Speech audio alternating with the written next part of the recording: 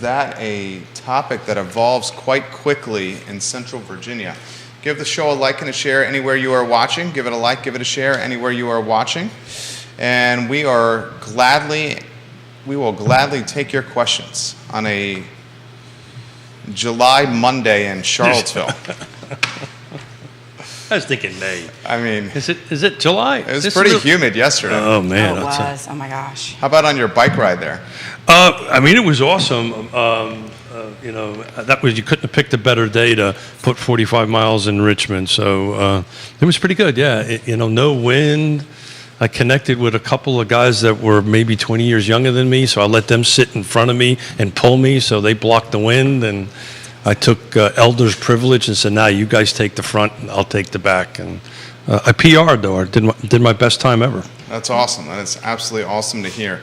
Everyone's Nikki PRing. Chambliss is in the house as well. We're going to get her perspective on everything that's going on here in Charlottesville and Central Virginia as we head into the final, call it 55 days of 2022.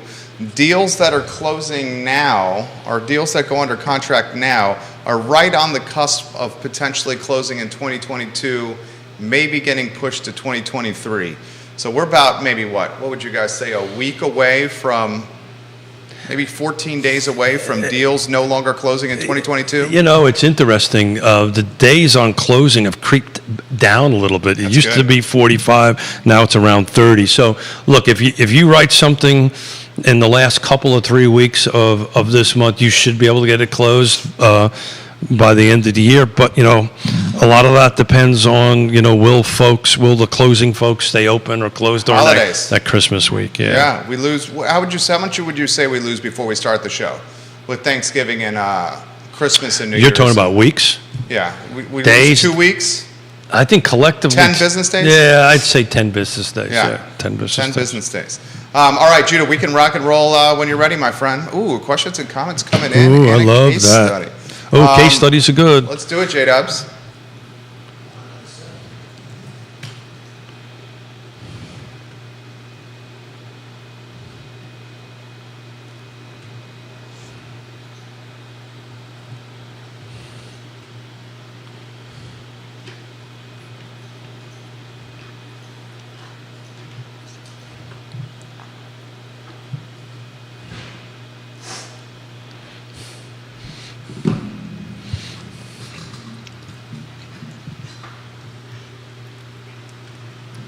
Good Monday morning, guys. My name is Jerry Miller, and welcome to Real Talk with Keith Smith. Thank you kindly for joining us. An absolute pleasure to connect with you guys through the I Love Seville network, a network that literally is growing in size every single day.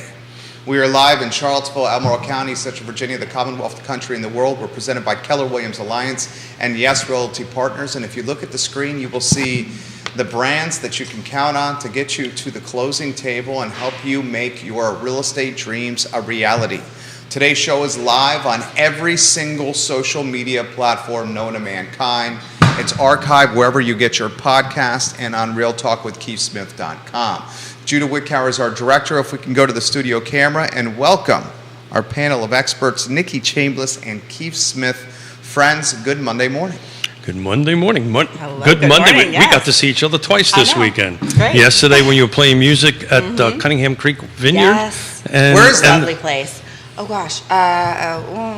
Fluvanna County. Yes, but it's just like south of the lake area, in between the lake and Scottsville. Okay. It's wonderfully located. It's very easy to get to. Okay. Technically, it's called Cunningham, is the district. Yeah. Okay. Yeah. Is that Fairchild's? You're talking about district. It is Yeah. Fairchild's district. Yeah, 100%. Chris Fairchild, our boy. Yeah, I just was texting him this morning. He's in the woods killing helpless animals. Okay, Chris deserves it. Man works hard running a national company. He works very hard, but I'm sure that he's probably. I used to run a lot of marathons with him when I was running, and it never ceased to amaze me as and if you could tag him, we're talking about him. I'd appreciate it. I'll tag him right now. Right, literally, we were running marathons, and he would actually do business on the phone. So That doesn't surprise me. That does not surprise anybody. That is very Chris That Fairchild. is so wonderfully extra. Yeah, the Board of Supervisors, the talented one from Fluvanna County. Chris, we love you on this let's not program. call him talented. I mean, I'm impressed with him. Friend of the program. Yeah, I've known him for 30-something years. We tend to bust each other's proverbial, you know what. I love it. On a And regular when he basis. comes here, he likes to champion Fluvanna County. Yep. He likes to enjoy some spirits from over there and have a good time on the talk show. Amen. Awesome. So, Nikki, how you doing today? Doing great. Yeah, I'm excited about the week and Cool. getting into the rest of this year. Doing a lot of looking toward next year, right? I think we're all doing that. Planning. Planning for next planning. year, considering the market next year, finishing final touches on business plans, right? 'Tis the season. We got the same eyeglasses. See the green inlay on I that? like that. Look at that. I know, we're matchy-matchy. Matchy I know. matchy. Now you just gotta wear got a blue, blue dress. shirt Oh, and everything. We oh must my have got the gosh. memo today. I never imagined you So, wanted things anything exciting happened over the weekend with your team of agents to report gosh. in? You know, over the weekend itself, I think people were business as usual, right? That tis the season, even with holidays coming up. That's, I'm sure some of us are thinking about Christmas, others are not, or holidays in general, or turkey versus chicken versus whatever. But also as far as business goes, it's the day-to-day. Truly, I think the biggest aspect right now is that business plan for next year. And whether agents are looking at an official business plan or not, they're considering next year and, okay, what did I do this last year and the year before? And what is next year looking like? And what do I need to do to be able to serve clients just as well, if not better, right? I think that's kind of where we're all thinking right now. And I know on at least our team, that's what we're doing. Actually, on Wednesday, we've got a Yeah. budget planning session to help everybody kind of plan. But it's interesting. I don't know. I think I'm not so sure there's going to be a slowdown around Christmas. I may be wrong. What do you think? I feel like we're getting a little bit of the seasonality back, but not like it used to be, Like, we're feeling some seasonality, and after the last 2 years, like, any moment to breathe feels like seasonality. Well, But we're definitely getting a little bit. A little late in the show, I want to talk. Yeah. I was chatting with a couple of closers last week and what their tempo was. But we like to start off the show with the week over weeks, right? Yeah. So I'm looking at the Let's week take over a week look. for the car footprint. And we've got 64 homes that came on the market 7 days going back. 83 went in pending. But interesting, the same week in September, 103 came on, 84 went pending. So more came on than pending. And the same week last month was 79 came on and 56 went pending.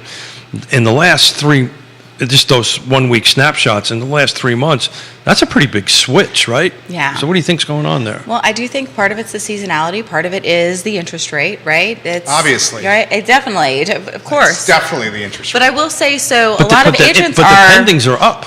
My page is blowing up right now. Yeah. Neil Nice. Williamson and John Blair, welcome to the program. We'll get to these questions. It's obviously the Well, interest but rate. you say obviously, but I will say, in talking with agents who are out there producing high producers, what's happening is some people are stepping back because of interest rates. Other people are stepping forward that had stepped back before because they were tired of the chaos that it was. So What's they're that having mean? a bit of an exchange. So certain clients are like, hey, you know what? I'm taking a break now. I'm sure you're talking into that mic. Some of the clients who had stepped back before and were like, hey, I want to take a break, are in a position where the interest rate doesn't impact them as much. So now they're like, okay, now it's my turn. So this is an Well, if the interest rate doesn't impact them as much, that's called cash. No, not at all. He was talking about this weekend. How many deals did you lose to all cash buyers? 3. Yeah, There- that's what's there's happening a lot now. of that, but Yeah. I'm saying in what the situations that I'm referring to, though, it's not always cash. Sometimes it's people who really just got tired of, playing the real estate game for that time that it was, and they're like, okay, I'm ready now. So I'm going to add a bit of a different pivot to this. So last week I spoke to 12 different closers. At Closure Title, Charles Mill Settlement, and Bill Tucker's office, and said, what's the temperature at the table, right?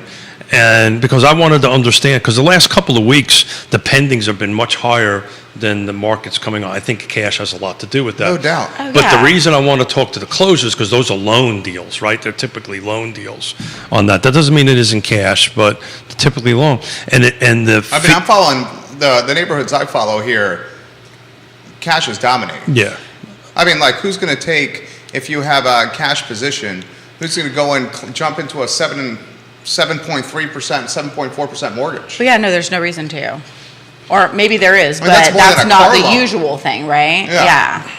But the average conversation that's been happening at the closing table, again, just my simple sample, it's 12 folks. It's no way technical or a great statistical analysis. But I thought it was interesting. The number one, because I asked them, I said, what's the number one question the first-time home buyer, because that's what I wanted to focus on, is asking you. And the first question, the repetitive question they're asking is, okay, there is no prepayment penalty, right? There is no prepayment penalty. So the mindset of the buyer, at least with this little sample, is that they've got in their head they're going to refinance in a couple of years. But it's important to emphasize this, and this phrase, frankly, irritates me, is marry the house, date the rate. It irritates me. You know why that Tell me irritates more about it. Yeah. Why? It's because when you refinance, you're getting popped twice. From closing costs, absolutely. You're getting It's closing not the costs. same though, and you're saving. You're only going to do that if that's a smart decision. You're getting points. What's the closing cost on a refinance?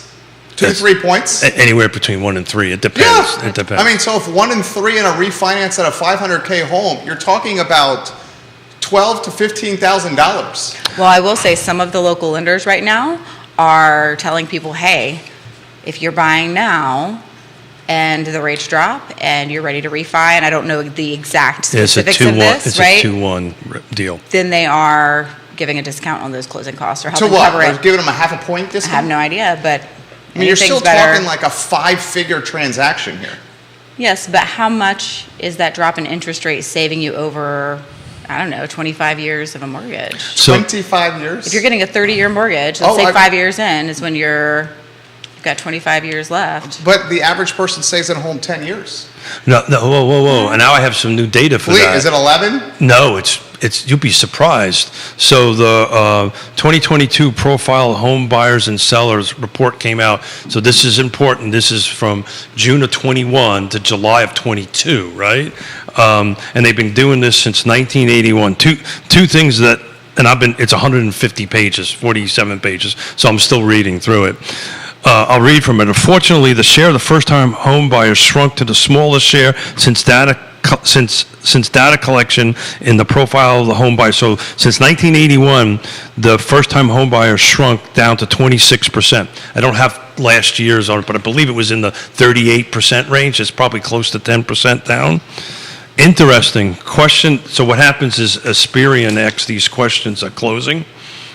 Expected length of tenure in home pet purchase is broken down by first-time home buyer, repeat buyers, new homes. First-time home buyers, they're expecting to stay in their home for 18 years.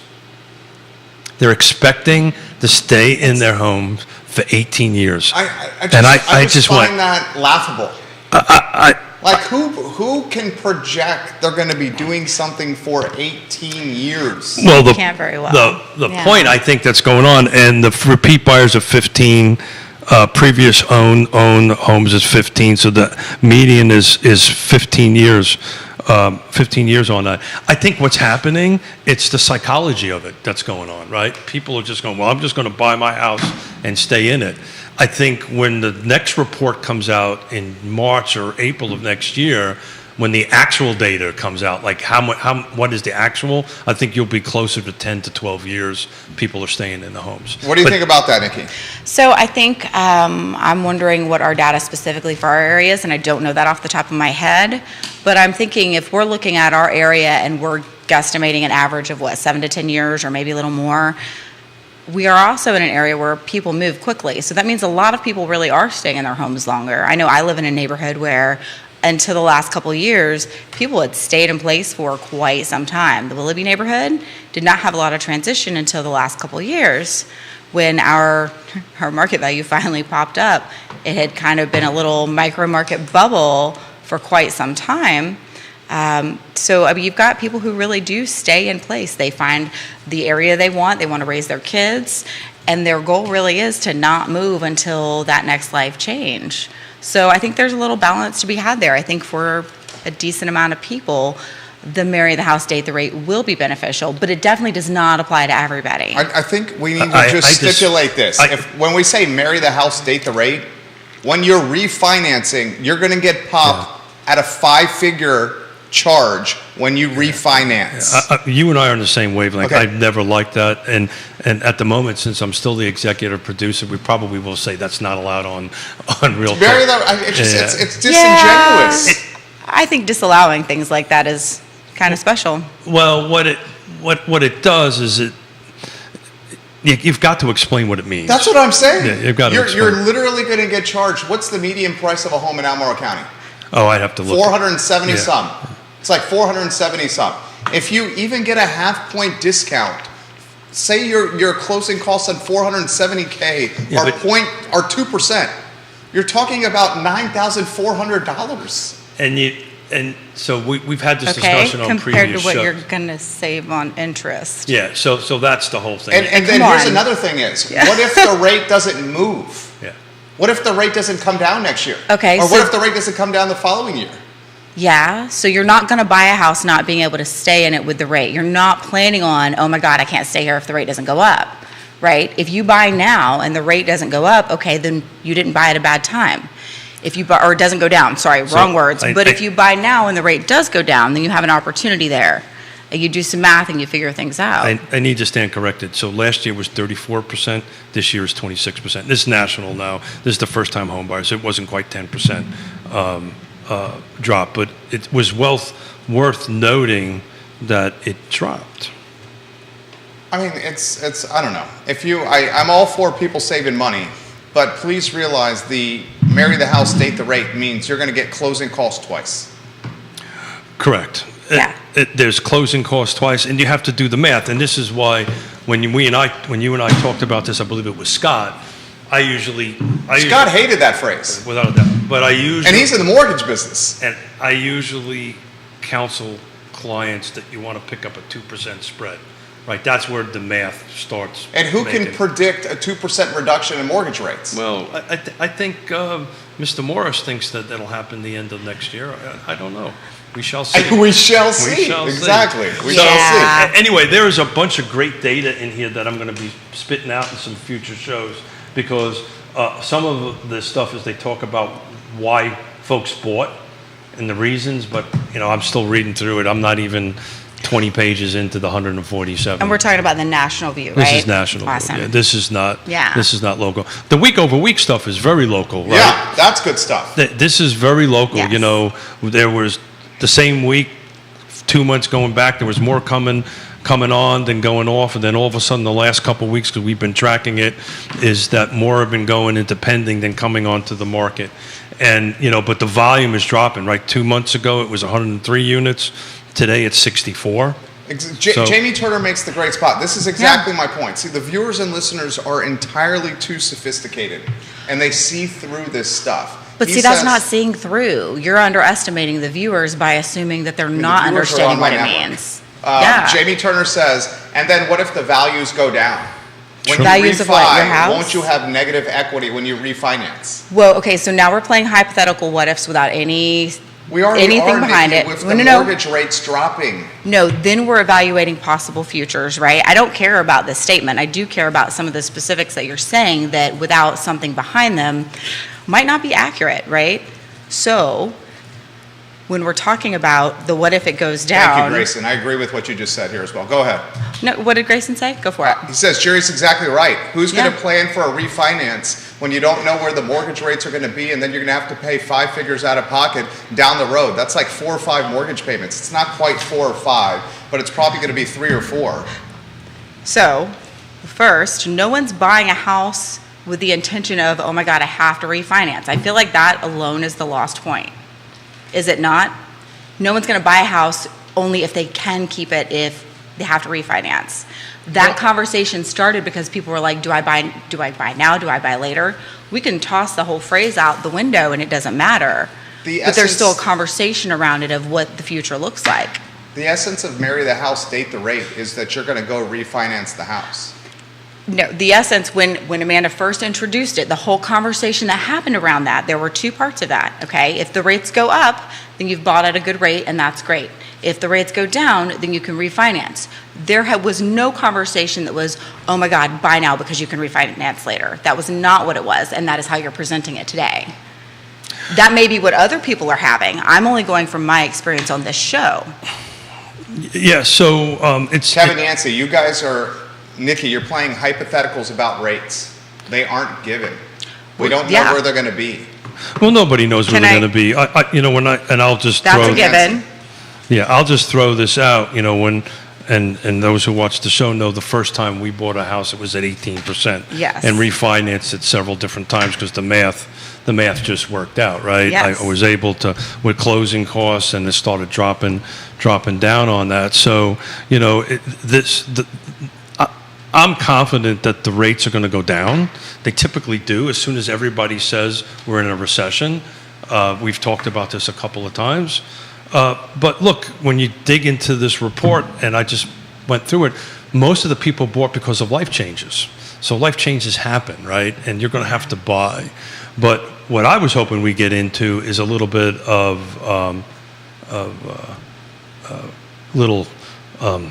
come on, help me out, Jerry. Examples, right? Case Oh, studies. yeah, case Thank studies, you, totally. thank you on that. But We've interesting. been rocking that really well. Excuse That's me? awesome. We've been rocking that really well. Yeah, yeah. The viewers are amazing. Yeah. So I was just flipping through some stuff. I mean, you got Freddie more Mac. comments than I can think of saying that the refinance plan is selling air castles, that it's just not good business. It's buying a house with the concept of refinancing. Here's Spencer buying the house with the concept of refinancing when rates drop, when they do drop, if Yeah. they do drop, is not how I would buy. I mean, it's Yeah. all over here. I get it. And Eddie what I'm Moreno, saying is I hello. think maybe But- that was taken out of, like, the initial conversation that happened on this show was not the way that you just presented it this morning, right? Well, people need to buy, and if they need to buy, this is the possible solution. But I'm just looking at this is from Freddie Mac. 1980 recession went down 4.25. 81 recession went down 5 points. This is 30-year mortgage. 91 went down 2.5. 2001. Not quite a point, 0.625. 08, 1.125. In 20, it went down a point. I've always been of belief, though, you've got to pick up about 2 points in order for this to make. So if you're at 7% now, gotta go to 5. It's got to go to That's 5. aggressive. Yeah. That And is then we also have to factor Yeah. this in. This is another thing important to factor in. If you're going to have closing costs when you do refinance, are you going to pay those out of pocket during a recession when your disposable income is already stretched? Or are you going to roll that man. into over the course of a new loan, extending your loan and your monthly payments? I don't think extending your loan is the only option there. And you're The right, two those are options. upfront, Yeah, Pay or roll it into your loan. totally. No, I'm just saying, I don't think you have to extend to get, depending on the loan package, right? But you're right, those are definitely what you're looking at. So let's talk who's going about- to do a 5-figure upfront payment during a recession? So let's talk about the first home buyers I'm working with. Yeah. And I'm looking at another stat here from the census about the asking rents and how they're climbing, right? We've all agreed on the show rents are going up. They're going up pretty quickly. I have at least a half a dozen first-time home buyers I'm trying to find homes for because the rents are going up. And now the delta between the rent and the 7% mortgage rate is not quite what it was this time last year, but they're in life changes scenario because guess what? Every one of their landlords are doing, Jerry? Take a guess what they're Yeah, doing. of course, they're raising rents. No, What's that? they're selling their houses. The landlords I know are around Charlottesville are not selling their houses. They're raising their rents. These 12 I'm working with, every single one of them now, according to them, that their landlord is selling their house. These are single-family detached houses. Why would someone sell a home when they can raise rents? I don't know. I don't know the answer to that. I know we're holding on to our one little one, that's for Right? sure. Yeah. I mean, and you're rents holding are on Oh, yours. heck yeah. rents are increasing 5 to 10% year over. I don't know. I mean, to each their own. Well, I'm just looking at the median asking rent since 1988, and I'll. All you got to do is look at that. Yeah, look at look at that. All you got to do is look at that chart, Jude. If you wouldn't mind catching that, That's the rents right there. that's the rents. Yeah. So that's going from 88, a little south of $350 to $1,400, and this is national.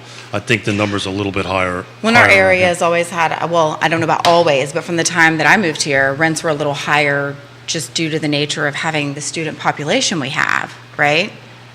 Absolutely. That impacts things greatly. And not enough inventory. Yes, definitely. And a No. coveted place to live. Yeah. And- When I and- first moved here, I was shocked. I couldn't believe it, but I was also competing with, 4 students living in a 4-bedroom house that could pay, $5,000 to $1,000 each Which or more. technically is illegal. Is very Yes. much so. Yeah. Depends You're not on- supposed to have any more than 4. Yeah. That's illegal. Unrelated folks in the city of Charlottesville. Right. Because you know what that's called if you do that? Illegal. Exactly. What else is it called? I feel like you've got another word going. It's No, was called- that it? It would be called a hotel. Yeah. Okay, there we go. That's what I was looking for. Yeah. Okay. I'd I like didn't know where that was going, illegal but work- yeah, I work guess would that be makes Called a sense, hotel. right? But And you're look- not paying lodging taxes. Yeah. This You is definitely need to be if you're a hotel. this is just markedly getting worse and worse, right? You use the word inventory, and this inventory situation is just getting worse. It's getting so even though the ratio of units coming on versus pending has flipped, the volume. I've been thumbing through my phone because I keep a track of these week over weeks for years. They're just decreasing. The volume of units coming on the market, it's just decreasing week over week. So we've got inventory decreasing. Developers aren't building anymore. Jurisdictions aren't approving anything very quickly. Dirt's extremely expensive. Dirt's extremely Labor's expensive. Yeah. impossible to find. Labor's Cost impossible. of goods are through the roof. Cost of goods are through the roof. Floating debt is making construction and specs expensive. Mortgage rates are high. Yeah. And First-time home buyers there are out of are- the market. well, that's the reason it dropped from. That I mean, I just said a 8%. thread about this last night with John Blair. I And- rattled off 17 points on the thread. You want me to rattle those off? And then, hold on one second. Yeah. And then the first-time home buyers competing against cash buyers. Literally my thread. And so, it's, I got my daughter texting me from Seattle. Baby boomers are downsizing from larger homes to smaller ones. Yeah. Credit card debt is at an all-time high. Student loan debt is cumbersome. Yes. Inflation is rampant. Down payments are back to 20%. Local jurisdictions are raising real estate tax rates to make up for sagging meals, retail, and lodging taxes. This is my Twitter thread right here. Increased real estate tax rates will further gentrify communities and push financially margined homeowners into selling, downsizing, and renting. All cash buyers, all cash investors, and 20% down payment buyers will gain even more leverage to dictate the home ownership ecosystem. I mean, this is a crisis. This is a crisis that we are in. And I'm trying to buzz through 142 pages right here because there was a very interesting chart in here about what the buyers are buying, and it's interesting. This is the first time I've seen this where they broke it down into first-time home buyers, repeat buyers, and then my age. You know what's something that's not being talked about that I was thinking about this over in a neighborhood Cocktail? cocktail with folks that were in the banking business. They said that all the push for pursuing millennials and Gen Zers in y'all's line of work, the real estate game, Yeah. is now pursuing baby boomers. Oh, yeah, without doubt. That the millennial is no longer the go-to client for your game. So again, there's two huge seminal reports that NAR does. This is this one, which is the profile. The next one that's going to come out in the first quarter of next year is the generational buyers, which is going to take a deep dive of that. But in this report are some basic inklings of what those numbers are going to be, and the reality of it is when there's a 9% drop in first-time homebuyers, and oh, by the way, the age of the first-time home buyer, I've got to dig this up, has gone up almost by 8 or 9 years, year over year, somewhere in the 39 age group. Let's talk about first-time home buyers for a second. One of the misconceptions, I actually had this conversation with a client at the kitchen table last night, yesterday afternoon, after we seen Nikki at Cunningham Creek. They're going to list their home and buy their home. Young couple, all this stuff. And they go, well, we've already used first-time buyer programs because this home we bought was first buyer. I said, well, how long have you been in the house? 5 years. I said, guess what? You're now a first-time home buyer. It's over 3 years. Then you in it, and she was very surprised, or they were very surprised. They were considered first-time home buyers. So me being in my house for 20 years, if I go out and buy something, I'm considered a first-time home buyer, which may skew some of these numbers. I haven't really taken back of the envelope. Look at this back of the data envelope, what the actual age is on that. But technically, Yon and I, we go buy again, we are technically first-time home buyers. What's the threshold? 3 years. That's very misleading, right? That sounds like recession, no recession, shell game. Yeah, we call it something else, don't we? Rebranding? We rebranded it. We rebranded recession. Nikki, jump in.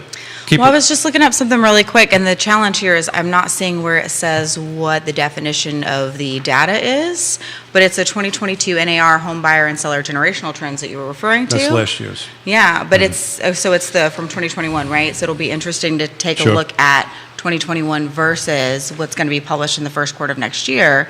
Because like you were referring to, Jerry, it does show, millennials, and they have actually broke down the millennials into two groups, older Gen Y and younger Gen Y.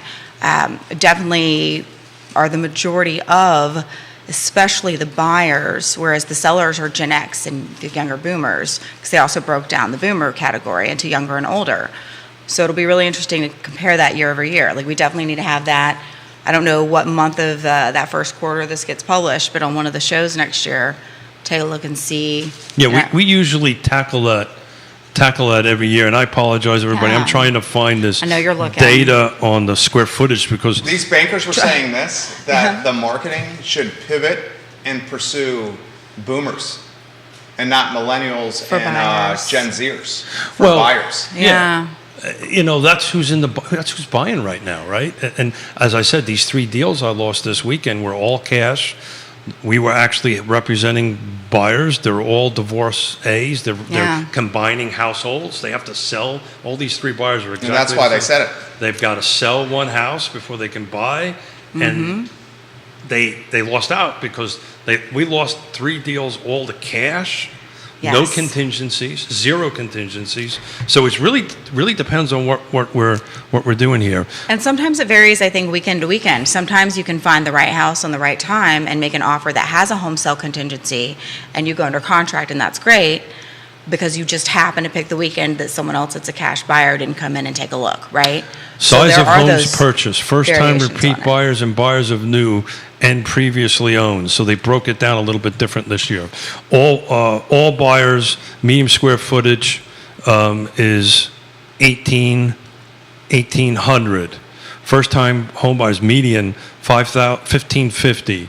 Repeat buyers is 1,880. New homes are 2,000, and previously owned homes are 1,800. But it's interesting when I start taking a look at the square footage numbers breakdown. They go from 1,000 less up to 3,000. The 2 largest numbers are between 15 and 2,000 and 2,000 and 2,500, and those are typically the repeat buyers in the new home. So the repeat buyers are definitely us, right? The boomers. The boomers. Looking Because to you guys go have in. massive equity positions and or no debt. It's interesting. Our youngest daughter sent me an article, and I'm going to get myself into trouble. You should tag her. Love how he's just helping that trouble create. Yeah, she sent me an article and called me yesterday and asked me this question. So, Daddy, how do you feel about the conflict in the housing market between the boomers and the millennials? And I said, explain that to me. So what do you mean by that? Well, the millennials are pissed at the boomers because the boomers are basically buying the stuff they're trying to buy. And she's speaking from a very personal perspective because we're trying to help them buy in Richmond. And you said that's called capitalism, sweetheart. Last time I checked, we're not living under a communist system. Yeah. Yes. Is that what you said? I didn't say that. I said, honey, we need to be a little patient, right?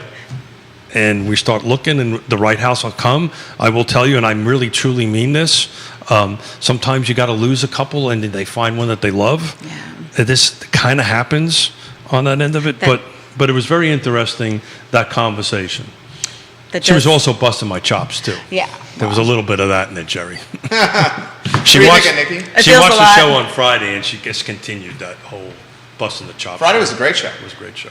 Feels a lot like, seeing that 60 or 70 something Stingray Corvette go by.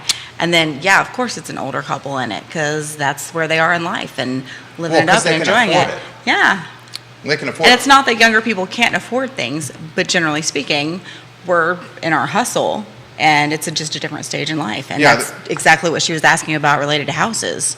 I think the younger folks can afford things. It's just the younger folks are going to have a difficult time competing with boomers who have homes already on their balance sheets Yeah. that are paid off and no mortgages on them, and then they can sell those homes and walk away with hundreds of thousands of dollars and buy other things. It's funny how the marketing has changed because 18 months ago, 24 months ago, it was own the millennial category.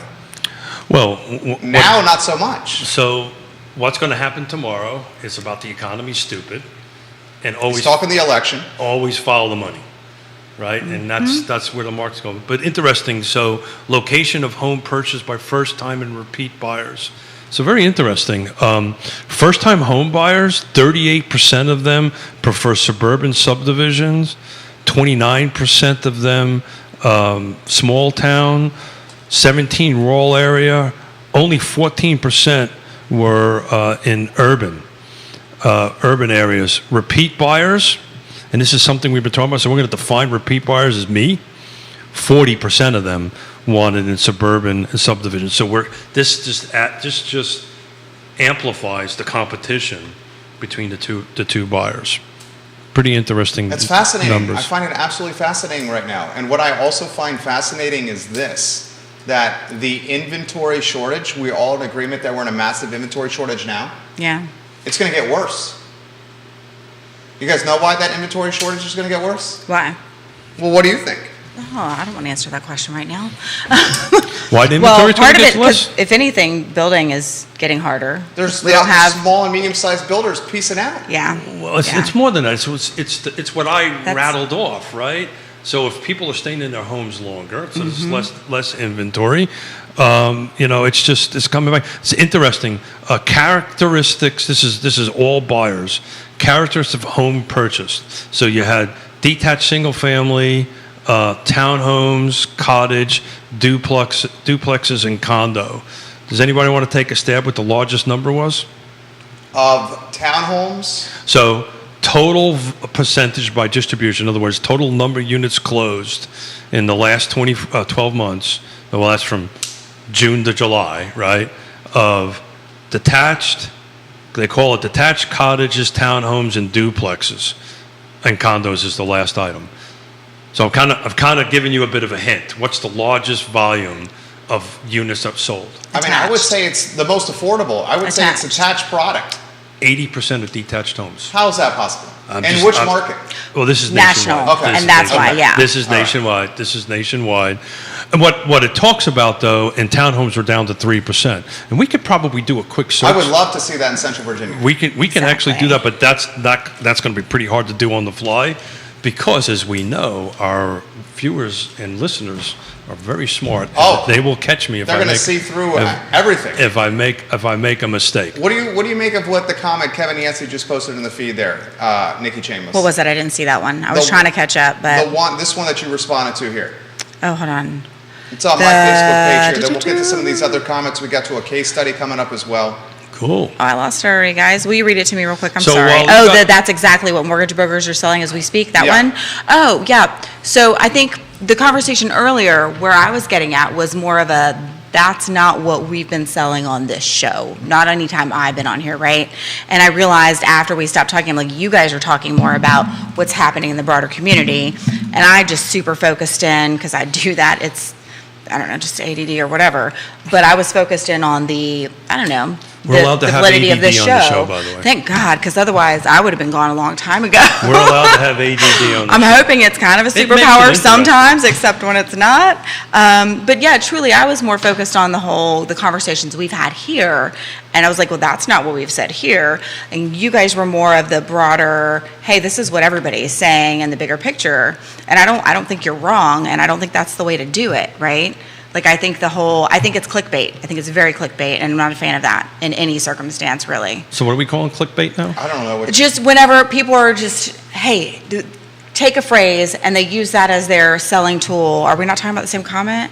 That's exactly what mortgage brokers are selling as we speak. Buy now and win, rates drop, refi. The win being caps. Let's pivot a little bit here, folks. So while you guys were chatting, What'd you find? Albemarle County. Hold on a second. I've got to turn it into a spreadsheet. Albemarle County detached and attached, right? Please. Year to date on that. Hold on one second here. No new construction. We're taking new construction out. We're all agreeing. Well, if you take out the new construction, the attached product is not going to perform well. Okay, I can put that back The in. then. attached product, like, is new No, construction. I got it. I don't disagree. Because the attached product is being created as we speak. So the other problem Yeah. with some of the attached product, it never makes it into the MLS. Right. Some deals Yes. never make it into them. But we'll data's use not this Because you're as. saying they're selling prior to finishing. Is that what you're Well, saying? no, they just sell them direct, right? It never goes into the MLS on the end of it. Not all of it, but sometimes there are some transactions that do that. So while we're doing that, Mr. Miller, I'm going to ask you to read a couple of comments there while I just take this spreadsheet here and turn it into something that makes sense. for Okay, so everybody. this comment's come in from Sally Sherling. She said, we bought a house about a year ago with the idea of refinancing as well. The concern we're having is our home is not maintaining the value that we purchased it at. Really? So when we do go to refinance, we're refinancing something that is not the same price that it was 12 months ago. Maybe yes, maybe no, yes, right?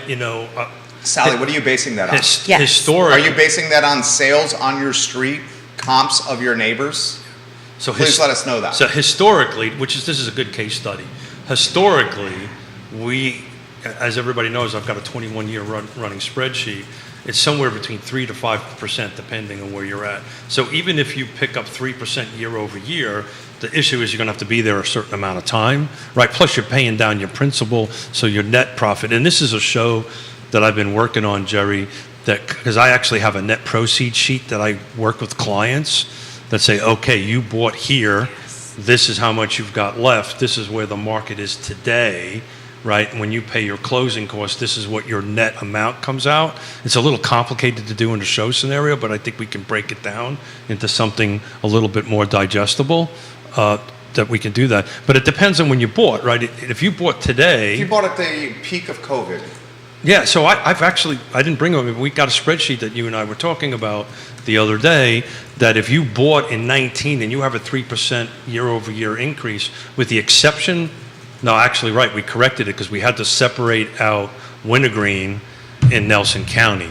So these things are very hard to do on the fly because they're very specific to the person, to the unit. But by and far, if you even factor in the time of great unpleasantness, your property increased in value. here's what she's saying. She goes, we bought during the crazy time at the middle of COVID.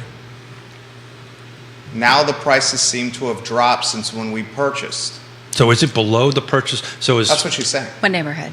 Yeah. Yeah, I would need to know specifically Yeah, what that's- neighborhood, because I'm not. it's hard to if know you case bought in without the specifics. 19, right? There's very. 19 is not the peak of COVID. Okay, so 20. No. I mean, a year ago.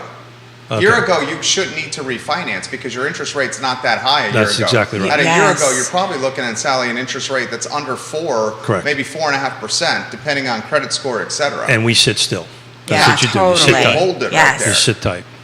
Which goes back to this, I think I'm going to stay in there for 18 years or 15 years or whatever it comes out to. All righty. You found your numbers over there. I'm working on it. So detached with new construction, Albemarle County, 1,030 units sold. I don't want to do the days on market because the new construction messes that up, and it was $620,000 was the median sales price. So let me switch over to attached here. Hang on one second. I love how smart are. 432 units. 432 attached units sold year to date. 380 was the median sales price. So there's a bunch of smart folks on the feed and listening that can do the math for me, but that's roughly 600 units more on detached. And I would have to figure out what the percentage difference is on that. So what does that tell you? More single-family detached homes sell more. That's historically been the case here. It's probably not matching the national numbers. I think we're probably a little higher on the attached. But Dickie, just to jump in here Yeah. for a second, the problem with Paragon with the attached product, it includes these villas, and this what is something I've always had a problem with. To me, attached is townhomes, right? Well, villas or duplexes. They're basically single-family detached homes with a wall in the middle of it. Those should not be in the attached product on it. So that 430. Is that what you see in Old Trail? Old Trail, North There's a Point? few North Point. neighborhoods with that. It's a very common new construction scenario. If I pulled out new construction, I bet you that number drops pretty substantially. So, and if you just go through and look through the pictures here, you know, when you start getting up to the higher end of the numbers, they're all these duplex units.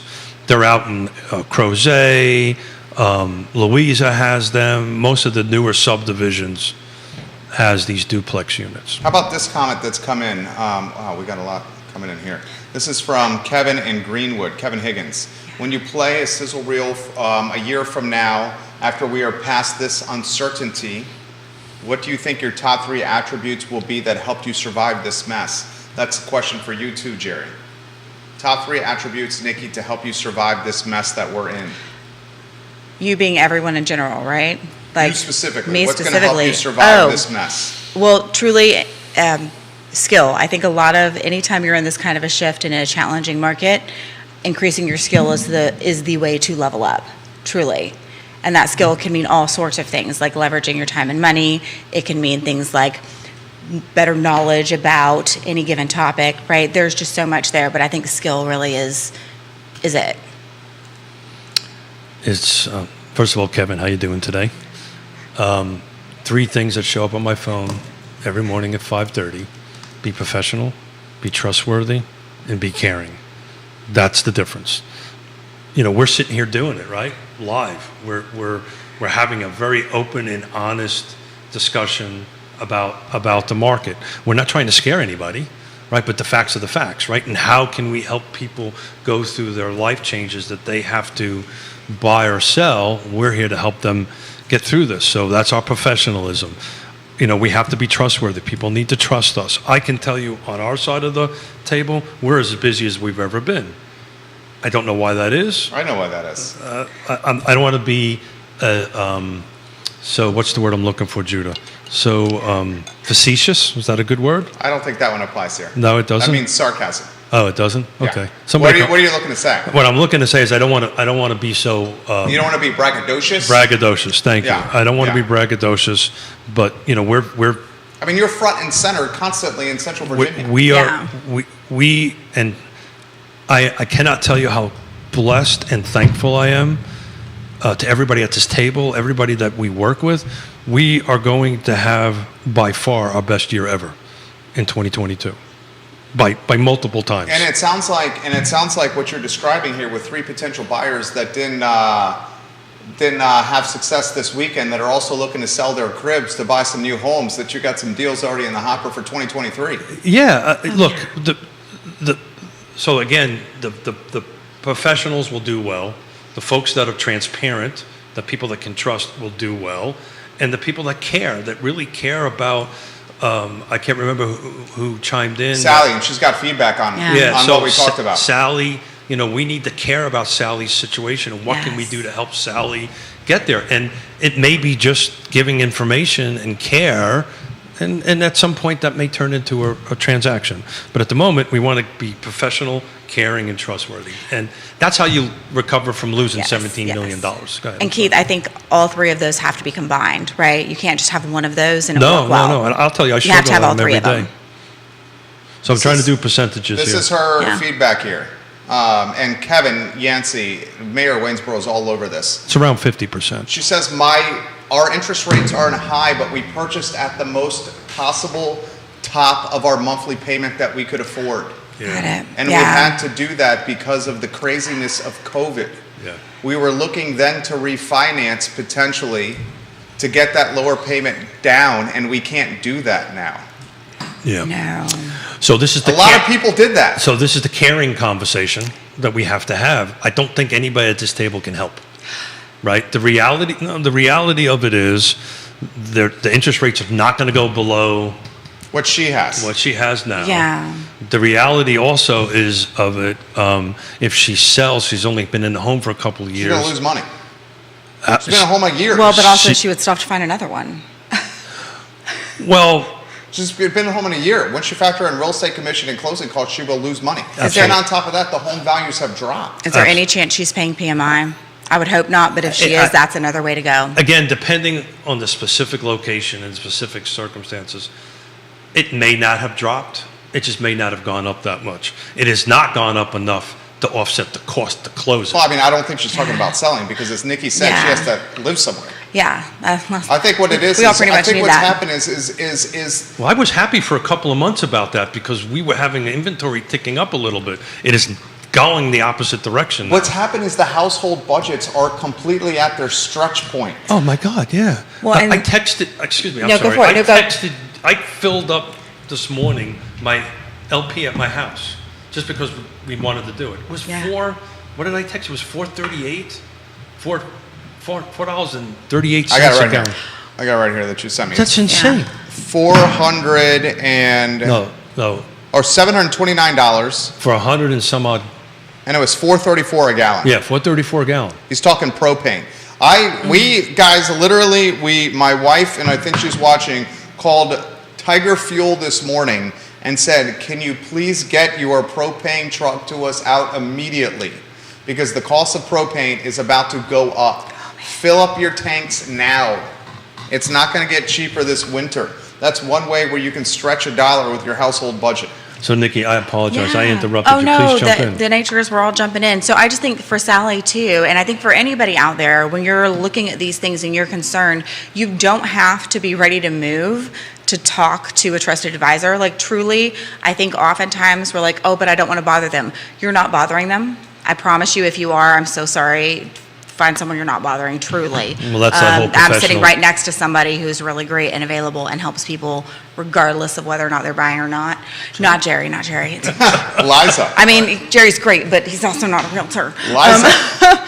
So truly, like, this is something, I've had conversations with people at all sorts of, they're not ready to do anything. They just want to have a better understanding of what their options are and where they are. And that's part of what we do, right? We bumped into, Yona and I went to Cunningham Creek. This is what we try to do. We try to sneak in a couple hours on the weekends because we work like Jerry and everybody at this table 7 days a week, and we play canasta. Oh. By the Oh, way, nice. by Did the you way, win? by the way, I You did. won! I This is your first time in a minute. won. Yeah. I wanted Did to. Yona let you win? Oh, thank you for not Did making me Yona ask let that you question. Even if she did, you know what, he won. Take it.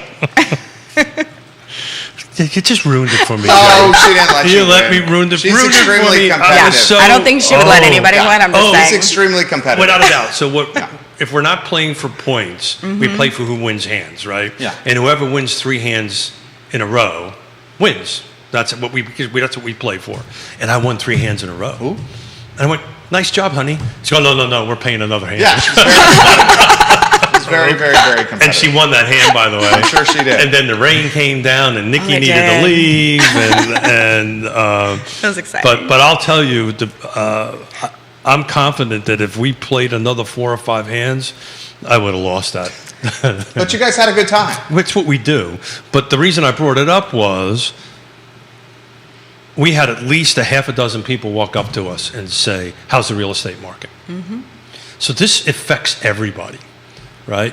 It's not number 2 in the state of Virginia for GDP for a reason. It is number 2. It impacts everybody and impacts everybody's lives. And all I'm trying to do here on the show is try to be open and honest about it. Neil Williams said boomers are also staying put with their low interest rates, limiting the inventory for younger buyers to purchase. Inventory is going to drop. My brother-in-law and his fantastic girlfriend are in this position. The young millennial and the Gen Zer has never, I've said on Twitter, maybe in the last 80 years has had a more difficult time to purchase than right now. So this goes back to my daughter's comment, Nikki, Yes. about the conflict between the 2 generations, right? Well, no, except no one's talking about Gen Z. We just sit back and we're invisible. We are. Well, Gen Z? Generally think so? speaking. Because earlier They're what you they are asked the was lowest. boomers and millennials. they are the lowest. If you take a look at your generational report, We're also, generally speaking, we have the highest debt, right? It's going to be a little harder Gen for Z us. is younger than millennials. you're talking about I Gen said X. Gen X. Okay. Did I not say that? Yeah, Oh my you gosh, said- I'm so yeah, sorry. yeah. I flipped the wrong letter. Thank you Yeah. for catching that. Yeah. I did not realize I said the wrong letter. Gen X, yeah. I flip things sometimes. Gen too. X No, is getting Gen X is what I was thinking about. Gen X Yes. is getting forgotten. Well, this is what we do though. We're just let you guys fight it out. But do you really think you have more debt? I think the yeah. millennials got more The debt. younger millennials and the Gen Zers have the most debt. I would agree with that. It's student loan debt. The student loan debt has gone exponentially higher with younger millennials and Gen Zers. They call them zillennials. But it's an important thing to point, because Scott Morris taught me this, that they only take 50% of the debt. It's still debt, but if you owe $50,000, they're only going to count $25,000. God only knows how that works, but apparently. But Of the not based student on the loan debt? data. That's ask Scott Morris that next time he's on the show. But he's repeated that several times, because my daughter and son-in-law, who have multiple six-figure student debt, because he's a doctor. But that's an anomaly, though, because he's got doctor loans. The student loan debt for doctors is not the same for the student loan debt for non-doctors. It's amazing. The doctor loans are incredible. That was like sign here. Yeah. Well, it's because he's got massive earning potential. Well, actually, I was talking to a friend of mine who's a president of the bank. It's not that. What they want is his private practice business. That's what they want. They want the downstream funding. They want to take care of, setting up his operations, all that kind It of also stuff. doesn't hurt that he's going to be earning, Multiple six figures. multiple six figures immediately, right? Yeah. Immediately. Well, I got to tell you, I love him with all my heart and soul. What they make them go through in residency, and what that man needed to go through to become a doctor, he earned every penny. He certainly should. He eurned every penny. No of doubt it. about that. Earned No every doubt penny about of it. that. So I'm trying to look at what this week was last year. Well, Jerry, you Nicolay, what was your thought there? Well, so what I'm finding, and I'm just doing some quick little searching while we chat, right? Because that's what I do. Google is my friend.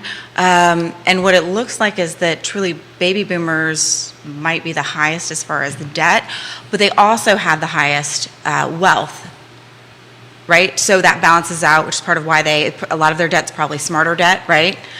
And some of their debt might be the millennial student loans. So there's some of that in there too. Okay. See, and again, some of this data is not it's hard to get the most recent batch of information when we're looking at these big, broad pictures. So this same exact week, let me see if I got my dates right. Yep, the same exact week, it's 1 or 2 days off because of the year difference, right? The same exact week, last week, same car footprint, 85 new homes came on, 107 went pending. So we dropped week over week, year over year, roughly 20, let's call it 20 units. This week is showing, actually just bumped up since we started the show at 64, now it's 68. That's going to be 66 units that are currently active. So there's 20 units less week over week. In other words, this same week last year. So we're decreasing in volume. Inventory is shrinking. Inventory is shrinking. Thank Yeah. you. Inventory is Pendings are shrinking too. Pendings shrunk from 107 to 8, that just went from 83 to 84. So these, it's live, it's moving as we speak. I don't know if anyone read the article in the Daily Progress at the end of last week. No. Donna Price fantastic supervisor, Yep. phenomenal supervisor. We love you, Donna Price, Sorry, of the she's getting Scottsville off. District. She said, undoubtedly, the real estate tax rate is going to increase in Albemarle County. It will 100% increase in Albemarle County because we're running at a deficit right now in Albemarle County. So, They're preparing us for Yeah, but that's- a hike. so Albemarle County hasn't risen in years. Albemarle County hasn't raised it in years. raised what? The real estate tax rate. And it's substantially below Charlottesville City. The rate may not have went up, but the values went up, which meant the cash out of your pocket Assessments went up. Assessments So this went is up. gonna be like we're a gonna double have hit. we're going to have a real estate tax rate increase Plus. when assessments go up. Plus In a recession. in a recession. That's exactly right. And again, I think we've been in a recession for quite some time. So, and I'm excited about Wednesday shows. It's going to be me and you, and we're going to talk about the results of the election and the impacts on potential impacts on housing. I would not be surprised, and this is me being a little bit of a Debbie Downer, I wouldn't be surprised in the next couple of weeks, all of a sudden everybody's saying, oh, we've been in a recession for a while anyway. 100%. Yeah. Where they're playing a shell game. Yeah. And they're playing a shell game because midterms are tomorrow. Yeah. This is directly from the Daily Progress article. Expenditures, Albemarle County expenditures will hit just below $470 million by fiscal year 2028. If the county's Office of Management and Budget's predictions are accurate, that will cause the county's budget deficit to balloon from $6.7 million to nearly $30 million. That's a deficit. Deficit. Yeah. So taxes will go up. I know Neil will correct me if I'm wrong. Neil's watching right now. And he always does, and he's absolutely a genius at this. But there's been some years that it's gone backwards, right? But not very often. It tends to usually go up. Real Budgets, estate tax rate in Albemarle County has not increased since 2019. It's at 85.4 cents per hundred. Charlottesville's at 96 cents per hundred. So they're lagging roughly 10 cents. yes, but their values are increasing, right? So if you keep the rate the same, but your valuations go up, your assessments go up, you're paying more cash. Yeah. Right, you're paying more cash. But what we saw with, and Neil, we'll get to some comments from you. What we saw with Charlottesville City was the tax rate increased at the same time assessments increased, at the same time personal property taxes increased. And I believe the budget increased too. Yeah, the budget increased. The budget increases pretty much every year. Yeah, so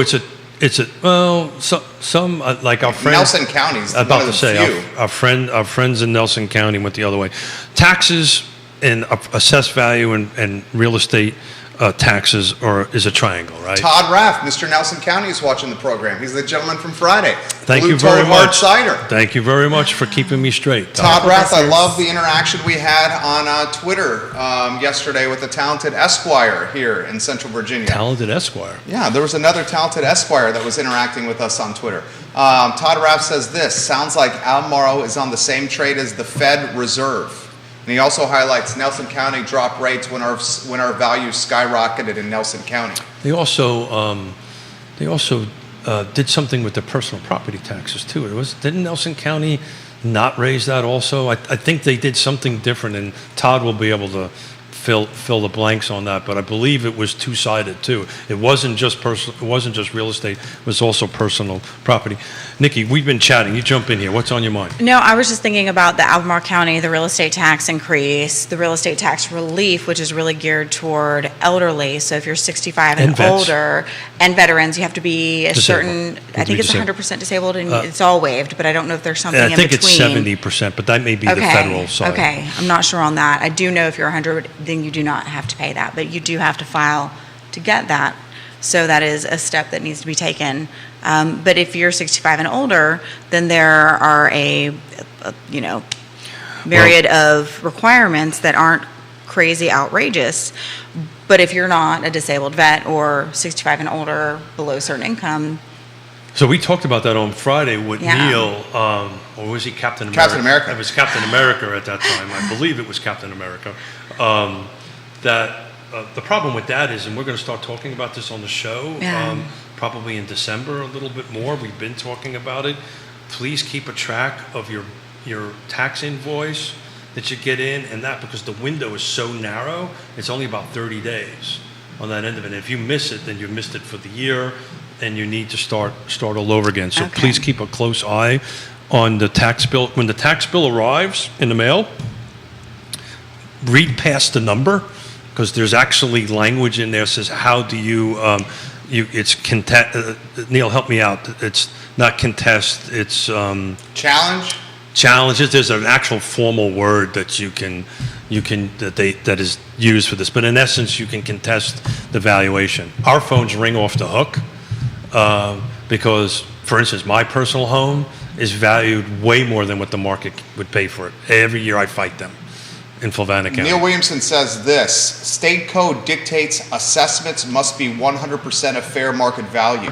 However, it is up to elected officials to determine tax rates each year. Elections matter.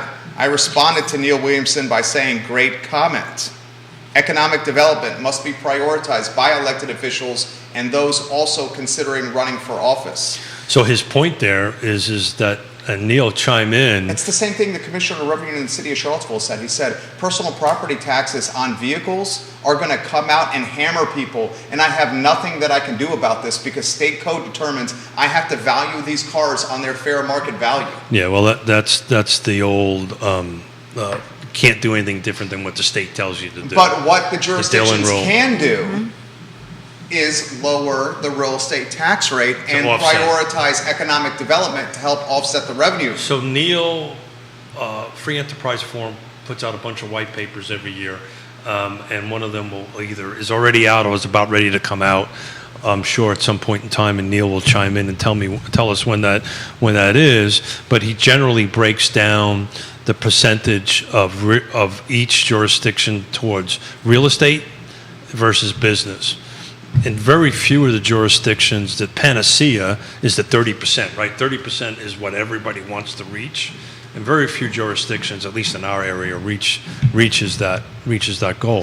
So the bottom line is it's your house and your car and your vehicles, whatever you have, which makes up a bulk of the local budget, local revenue, excuse me. Here's the next challenging thing that's going to happen is retail, lodging, and meals taxes are down for jurisdictions. Retail, lodging, and meals taxes are down. And a lot of these jurisdictions are having to go through collective bargaining now, where employees are utilizing the power of collective bargaining to get more pay and salary. Charlottesville City is literally going through it as we speak. Yeah, I think that's the only one that's So in if at the moment. Albemarle County is about to go through it. Yeah, well, Literally. So if meals taxes, lodging, and retail taxes are down, and you have to pay employees more money, where's the money going to come from? taxes.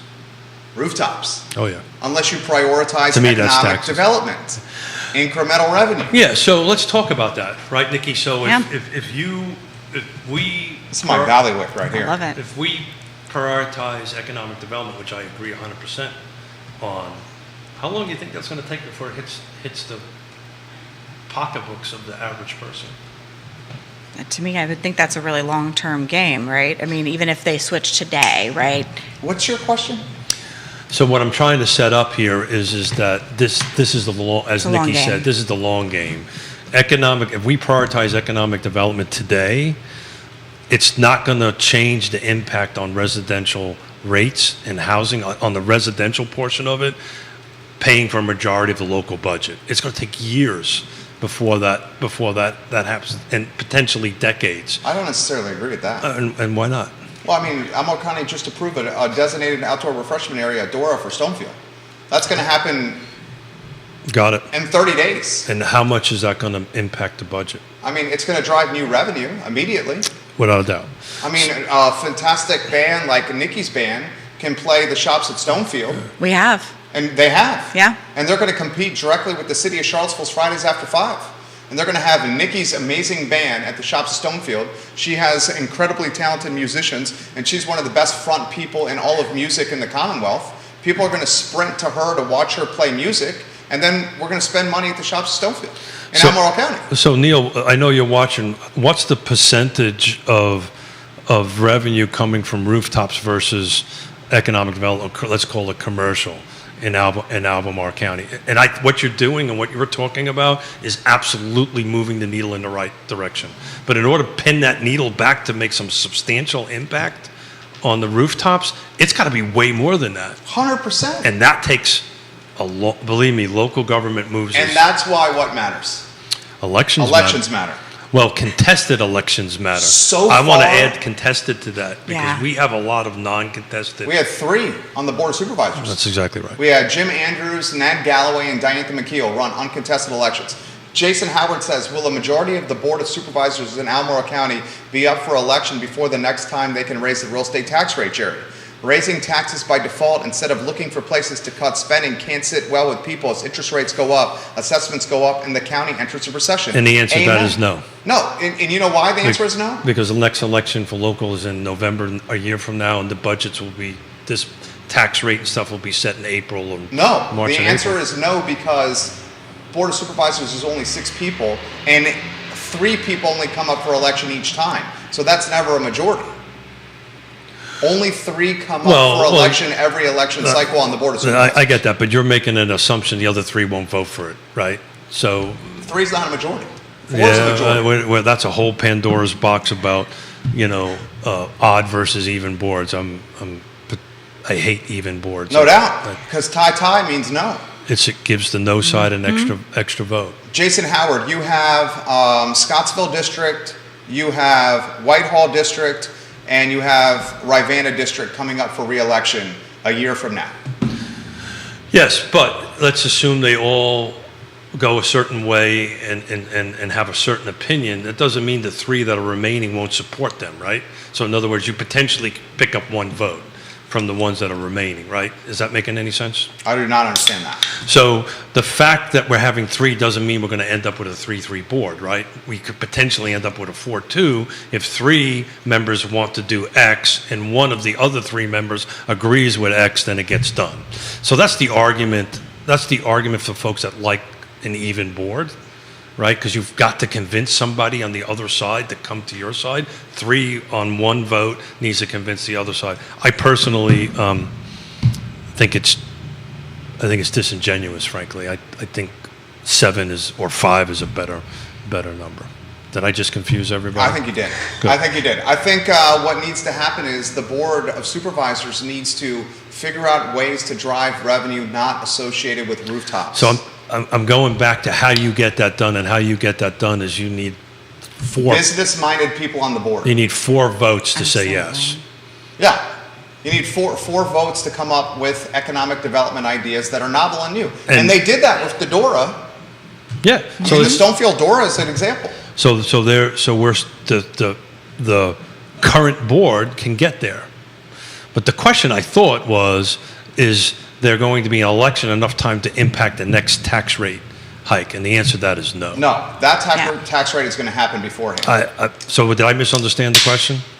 I thought that was the question. Is there going the next board that's going to impact that is going to be 2024?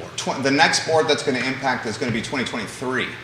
No, it'll be 2024. Or 2024, exactly. Because they'll be elected in 2023, 2024. They'll sit in January 2024. 1, 2024. Yeah. So that is the budget that a new... That's the one that's going to be impacted. That can impact that. And Right. in my long diatribe, that's what I was trying to get to. Todd Raff says, how a community with the #1 rated public university in the United States of America lives and thrives and has budget issues is shameful. Plus, Charlottesville itself is a worldwide tourist destination with all its rich history. Leadership, present and past, seems to be a big issue in Albemarle County. I concur. Yeah, so we're going to, 100%. after the election is over in December and January, we're going to go back to bringing in some roundtables of elected officials. And these are great questions to ask the elected officials directly. What do you think, Nikki? Nikki's got a bunch of notes. I do. Well, I have a lot of notes, but also I think that Feet is on fire. when right I was now. in the Pat Jensen Leadership Academy and I was in the state and we were able to interview, I don't remember who it was, and I'm glad I don't because I don't want to call anyone out. But I remember one of the elected officials saying something to the effect, not local, right? This is We're state. talking about state level. State level. Something to the effect of not really caring what the people thought because they voted for him, and so it was his decision to make. And on one hand, I appreciated and respected that thought, right? And on the other hand, I'm like, but also you're supposed to listen to your constituents. And I don't know at our local level exactly what some of those challenges are, but for me, that was okay, this is interesting. And it was just another piece to the tipping point of not only does voting matter, but really knowing what you're voting for. Because I do feel like a lot of times when people show up and they vote, it's great that they're showing up, but what do you know about the people you're voting for, right? How much time and energy are we putting into making that decision, or is it just an RRD, right? Because I think a lot of people, and I've been guilty of this in the past too, maybe don't put the time in and either vote on party or on an item, and I don't think you can do that. I don't think you can vote on just one topic that's important. I think you have to look at the overall picture. You can make a legitimate argument, a very extremely legitimate argument, that the election of 2023 in Charlottesville City and Albemarle County is one of the most important ones in generations. 4 seats up on the Albemarle County School Board with incredibly impactful policy decisions on the school board to make in Albemarle. I think 3 seats up in Albemarle County, 3 seats up in the Charlottesville City Council. I mean, so hugely important. you're limiting it to Charlottesville and Albemarle. Flavanna has seats up. Nelson has seats up.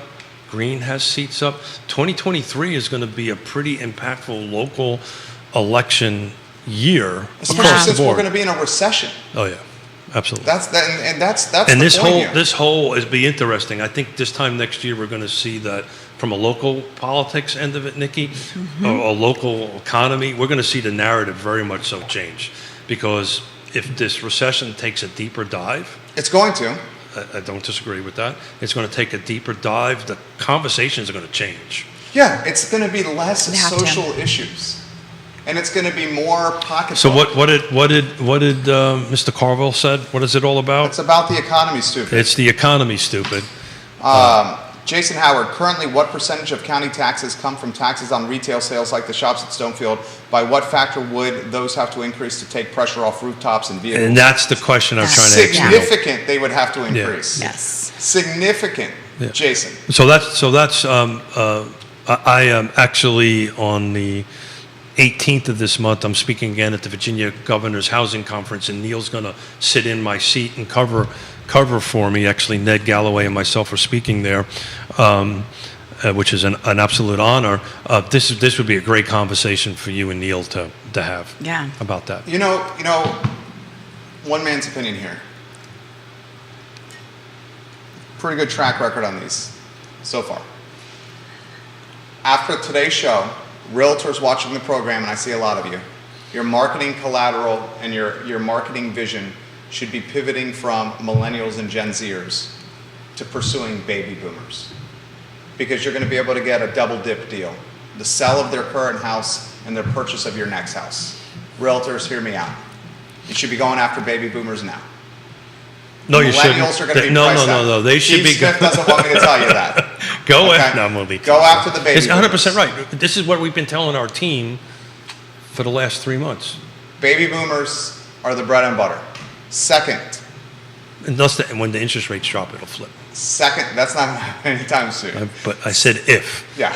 I didn't say when. Second, I said if. viewers and listeners that are watching this program, realtors that are watching this program, you should be backing Board of Supervisor candidates and City Council candidates that have small business experience that are going to drive incremental revenue, economic development opportunities for the jurisdictions. And I'll add one little item to that.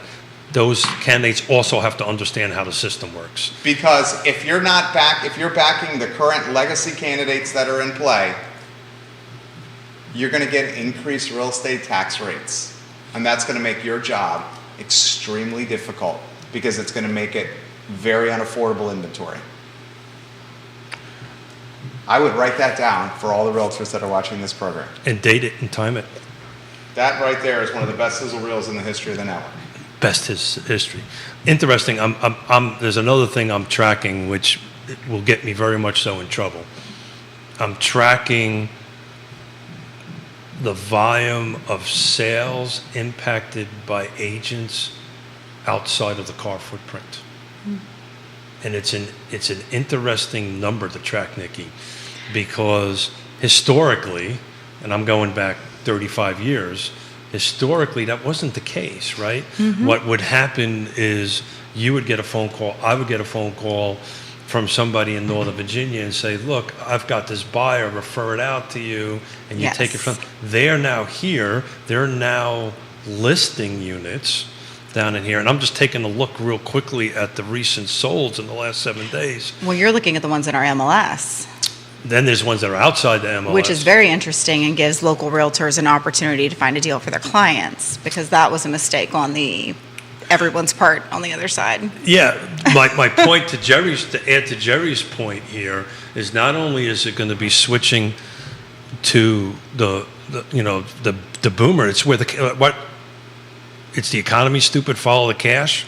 The boomers have the money. Right. It's also realtors have to be, did I say that right? Close. You said it right.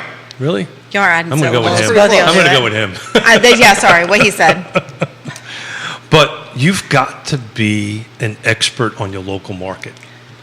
You've got to take the time to go ahead and do this. And that's the best advice that we can give young agents or even agents that have been around for a while.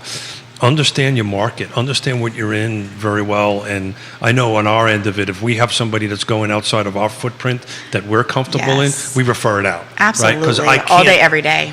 I'm not an expert in Lynchburg. There's Yeah. no way. Nope. I can't give you good advice. And there are on that. amazing agents there that all you have to do is give them a call There or you go. interview if you don't know them. There's But it's no really reason not to do interesting. that. I've been tracking the statistics, the volume statistics, Oh, yeah. and it's pretty interesting stuff. No, you're correct, and that is one of the conversations we have often amongst area agents, not only in my office but in the broader community, is dealing with those situations, because there are all sorts of aspects to that, such as different contracts. We don't use the same contracts they use. Well, I just don't think they know the market like we know the market, but Nope. that's okay. Nope. I'm looking at price changes the last 7 days. I'm just curious how many of them were from out of the area. Fantastic show today, guys. Yeah, Thoroughly I think so. enjoyed it. The feed was it always is, though. on Truly. fire. Out of The feed. 67 price changes, 1, 2, 3, 4, 5, 8, 9, about 15 of them were listings Out of area. out of area, agents listing.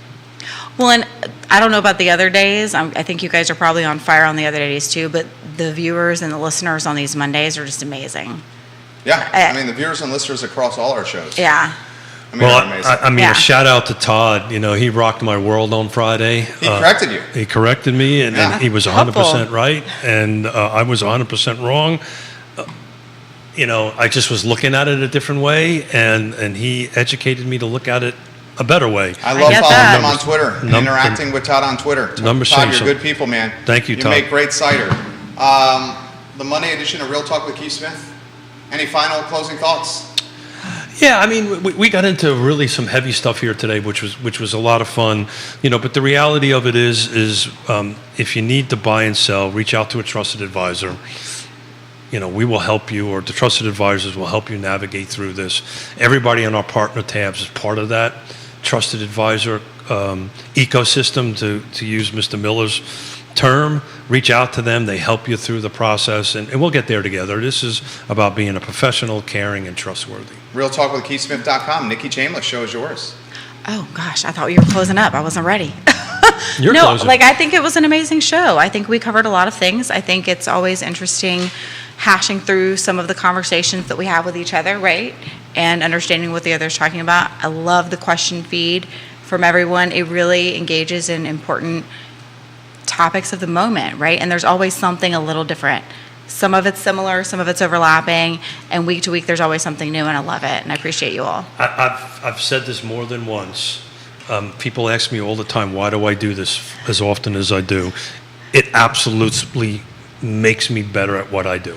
Oh, yeah. And so thank you. And that's us, but that's who's watching and listening. They just So make much me- of that. make me so much better. So Yeah. thank you. Fantastic show, guys. Monday edition of Real Talk with Keith Smith, presented by Keller Williams Alliance and Yes Realty Partners. Find them online, Keller Williams Alliance and YesRealtyPartners.com. Check out Real Talk with Keith Smith, trusted advisors, Paramount, and this roller coaster ride we call life. Judah Woodcower, Keith Smith, Nikki Chambliss, Jerry Miller. We'll see you in the I Love Seville show in 50 minutes. It's going to be red hot. Take care, everyone. Very nicely Thanks, done. guys. That was awesome. That was amazing. I'm losing things. Amazing.